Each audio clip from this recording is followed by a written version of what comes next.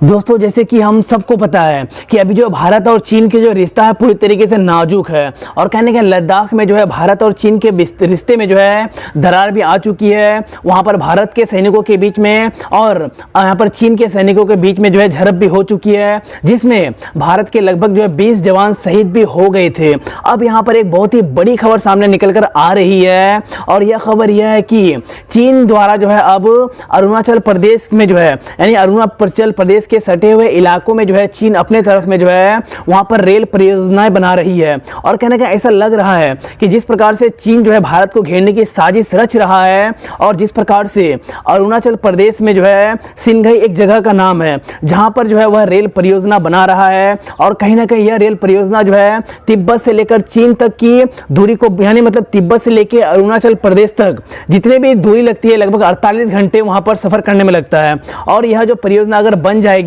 तो लगभग 13 घंटे में दूरी पूरी तरीके से कंप्लीट कर लिया जाएगा। और यहां पर बहुत सारे लोग ऐसा कह रहे हैं और खास करके भारत के बहुत सारे लोग बड़े बड़े यहां पर नेता ऐसा कह रहे हैं कि चीन द्वारा जो है कदम अभी उठाया जा रहा है जिस प्रकार से अरुणाचल प्रदेश को घेरने के लिए और खास करके भारत को घेरने के लिए चीन द्वारा जो एक प्रकार का साजिश हम लोग बोल सकते हैं यह जो रचा रहा है और चीन जो कर रहा है अरुणाचल प्रदेश में जिस प्रकार से यह रेल परियोजना को बना रहा है और कहीं ना कहीं इससे जो है भारत की सुरक्षा को खतरा है, क्योंकि इस परियोजना के तहत जो जिस प्रकार से सिंघाई में चीन द्वारा यह रेल प्रोजेक्ट को बनाया जा रहा है अगर यह पूरी तरीके से कंप्लीट हो जाता है तो चीनी आर्मी जो है आसानी से भारत में प्रवेश कर सकता है। अगर भारत और चीन की कभी भी युद्ध होता है तो वैसे स्थिति में जो है चीन इस रेल परियोजना के तहत जो है आसानी से भारत तक घुस सकता है, भारत तक पहुंच सकता है, हथियार आसानी से वहां पर उपलब्ध हो सकता है। वैसे दोस्तों हम सभी को पता है कि अभी चीन जो है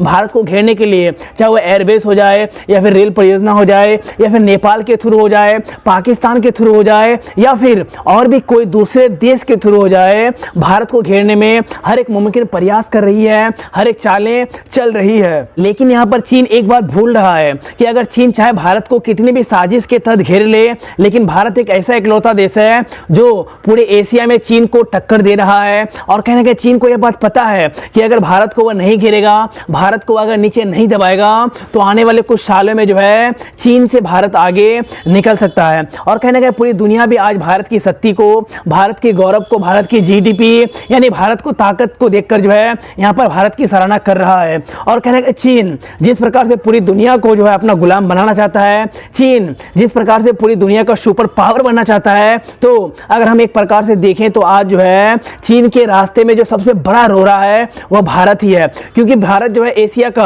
अगर चीन के बाद अगर हम देखें तो सबसे बड़ा कंट्री भी है और कंट्री होने के साथ साथ जो है पूरे एशिया में भारत एक ऐसा इकलौता देश है जो चीन को जो है उसके भाषा में जवाब भी दे सकता है। जिस प्रकार से चीन भारत को आंख दिखा रहा है या फिर और भी कोई भी देश को आंख दिखा रहा है। और कहने का यही एक कारण है जिस प्रकार से भारत को जो चीन घेरने में लगा हुआ है, चाहे वो एयरवेज के थ्रू हो जाए या फिर नेपाल के थ्रू भारत तक पहुंचना हो जाए या फिर अरुणाचल प्रदेश में जो है रेल परियोजना जिस प्रकार से बना रही है। और कहने के यह जो रेल परियोजना बना रही है यह लगभग 48,000 अरब डॉलर का बना रहा है। और कहने के यह प्रोजेक्ट बहुत बड़ा प्रोजेक्ट है। और कहने के यह रेल प्रोजेक्ट अगर चीन पूरी तरीके से कंप्लीट कर लेता है तो जैसे कि मैंने आपको आगे बताया कि इसके थ्रू जो है चीनी आर्मी आसानी से भारत के अरुणाचल प्रदेश में पहुंच सकता है और कहने के हथियार भी वहां पर उपलब्ध हो जाएंगे इस ट्रेन प्रोजेक्ट के द्वारा। तो ऐसी स्थिति में मैं तो इसका निंदा करता हूं, भारत सरकार भी इसका निंदा कर चुका है, भारत सरकार भी इसके खिलाफ है।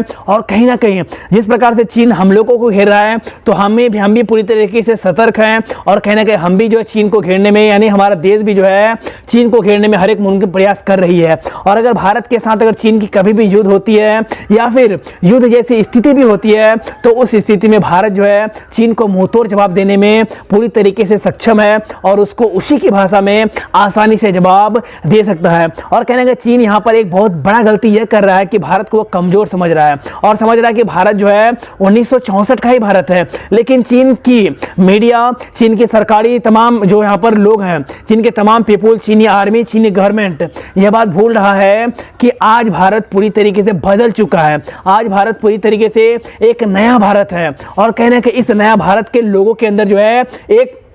नया खून भी है और कहने के भारत में यंगस्टर ज़्यादातर है। और ऐसे स्थिति में भारत का अगर चीन के साथ